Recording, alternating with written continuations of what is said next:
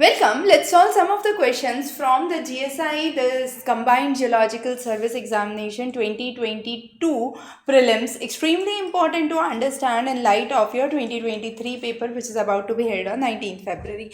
Now let's talk on few of the questions. The first question talks on the outcrop pattern of a horizontal strata, and the question says which is not correct. Now if you look and observe this diagram carefully, as you see, when the slope is gentle, so in this region the slope is gentle and the outcrop width is more. Here the slope is steep and the outcrop width is less. That means outcrop width is more in a gentle slope. So the statement says the width of the outcrop bed of a uniform thickness is greatest when the slope is gentle. Correct. The width of the outcrop of a horizontal bed depends on the thickness and the topography. Again, very true. So it depends on the thickness as well as the topography, and the outcome of the top or the bottom follows the contour lines. Again, it's true. But the width of an outcrop is maximum when the slope is steep. It's incorrect because it is less when the slope is steep. So this is not maximum. So D is the option here. So this was one of the questions. The next question talks about projections. There are various projections: mnemonic, stereographic and orthographic. We have covered those in our separate lecture on practicals on projections. The idea is, in mnemonic, the light source is at the center.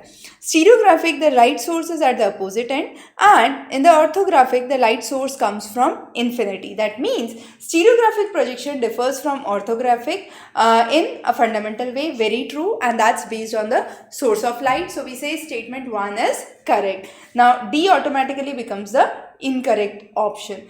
Orthographic projections preserve spatial relations among structures. So it preserves spatial relations among structures, but stereographic projection displays the geometry and orientations without regards to spatial relation. That's very true because all of these lines are concentric here. So this actually explains that the second statement is correct and is a right explanation for the first statement. So we can say both of them are true and second statement is the correct explanation for the first statement. So A option becomes the right one here. The next is, which among the following is a phosphate mineral? Now among the following, apatite is what? Calcium phosphate. Topaz is aluminium silicate. So we already have the right answer, that is calcium phosphate, which is apatite. But still, let's understand what are others. So gypsum is calcium sulfate, and then corundum is aluminium oxide. So it is Al2O3. It is CaSO4.2H2O, and so on. So here apatite becomes the right option.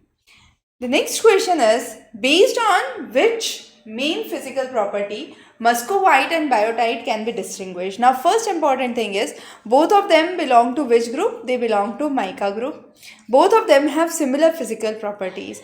The basal cleavage for this both is same. Hardness and habit is again the same. But in color, biotite, B for biotite, B for black, and muscovite is silvery in nature. So B becomes the right option. Now these kind of questions, if you practice through, if you are appearing for earth science again, these kinds of questions are common questions which are asked, and very important, very fundamental questions. So if you cover the past paper solutions and the practice questions in the link below, you are all set with the basics of it.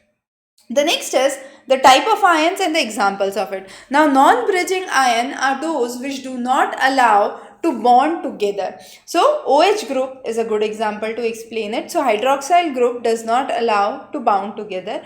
Bridging ones are those which bond with other ions. So which bonds with other ion?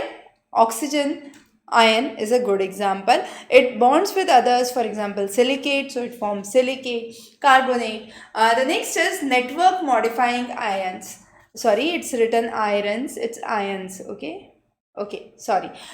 Network modifying ions and network forming ions. Network modifying ions are those which have a capability to link to other elements. For example, iron, manganese, they have a capability to link to other elements. However, network forming a good example is silica, and the idea is they have this actually has higher number of linkage between the molecules, and because there is higher linkage between the molecules, it also increases the viscosity. So these are called as network forming ions: silica, alumina, then we have oxygen as a good example for the same.